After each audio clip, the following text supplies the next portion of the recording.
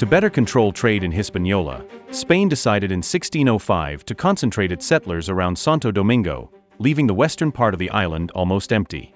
Fatal mistake. By 1620 French buccaneers settled there, first as pirates attacking Spanish ships, then as settler farmers. Their forward base? The island of Tortuga, a true haven for privateers and a springboard to gradually seize the western part of Hispaniola. Over time, these French improvised a political and social organization, transforming this wild corner into an emerging colony. In 1665, French regular soldiers landed there for the first time, a sign that the French monarchy was taking the stakes seriously. When the 9 Years' War broke out in 1688, pitting France against a large European coalition, the League of Augsburg, the conflict extended into the colonies. It would take the Treaty of Ryswick, signed on September 20, 1697, to end the war and officially recognize new territorial balances, Hispaniola included.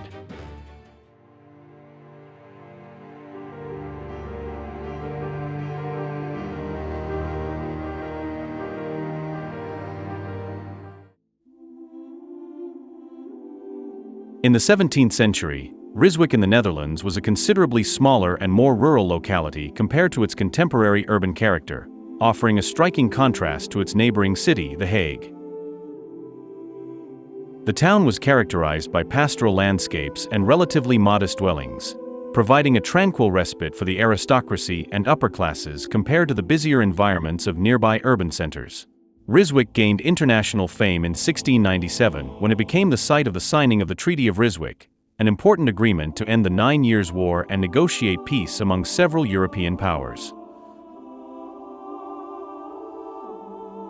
This significant event briefly transformed this quiet place into a central point of European diplomacy, attracting monarchs, diplomats, and military leaders from across the continent.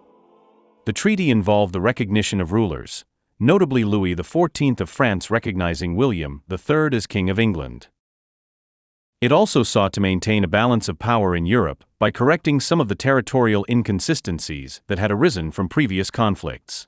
Various territories in Europe, the Caribbean, and North America that had been occupied during the war were restored to their pre-war status or negotiated to achieve a balance of power.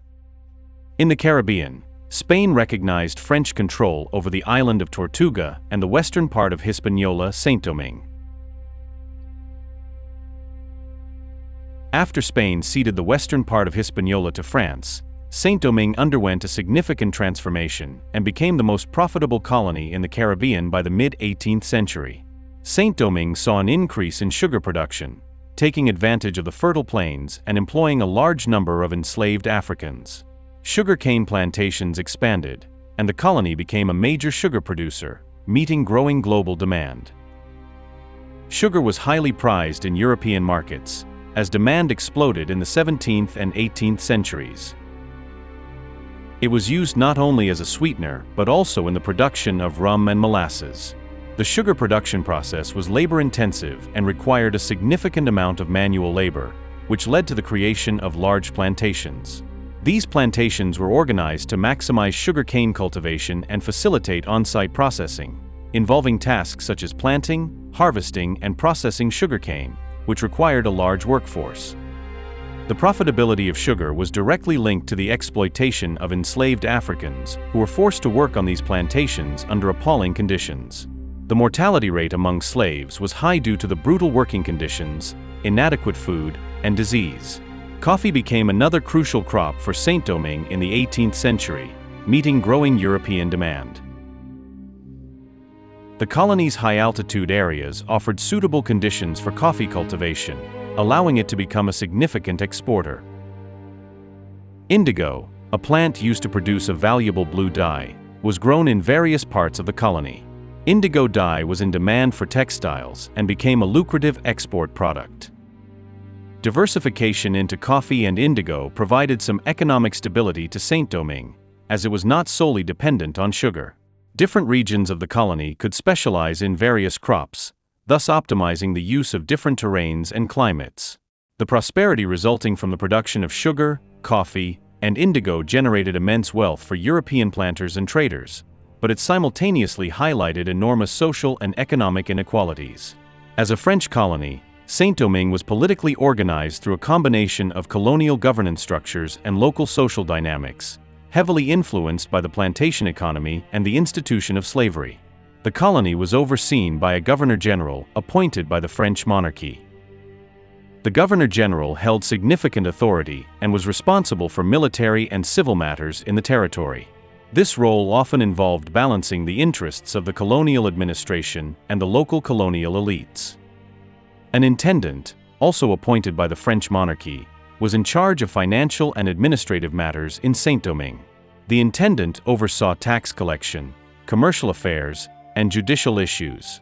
There was also a colonial council that served as an advisory and judicial body. The council was composed of members of the local elite, often wealthy planters and merchants. This council helped legislate local ordinances and also acted as a high court for certain legal matters. The colony was divided into administrative regions called parishes, each headed by local officials who managed civil affairs, maintained order, and enforced laws, generally under the direction and in the interest of wealthy planters.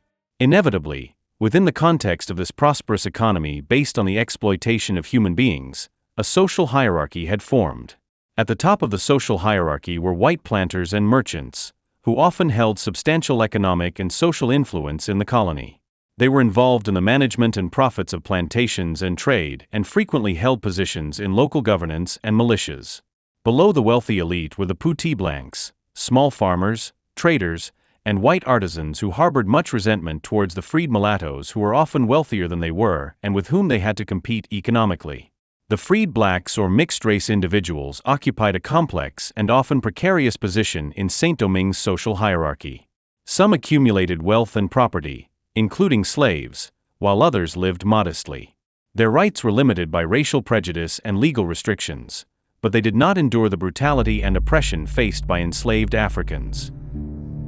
Constituting the majority of the population, the enslaved Africans were subjected to extreme brutality and exploitation within the plantation system. They were considered property and did not enjoy basic human rights as outlined in the Code Noir. The Code Noir was a decree issued by King Louis XIV of France in 1685. It defined the conditions of slavery in the French colonial empire.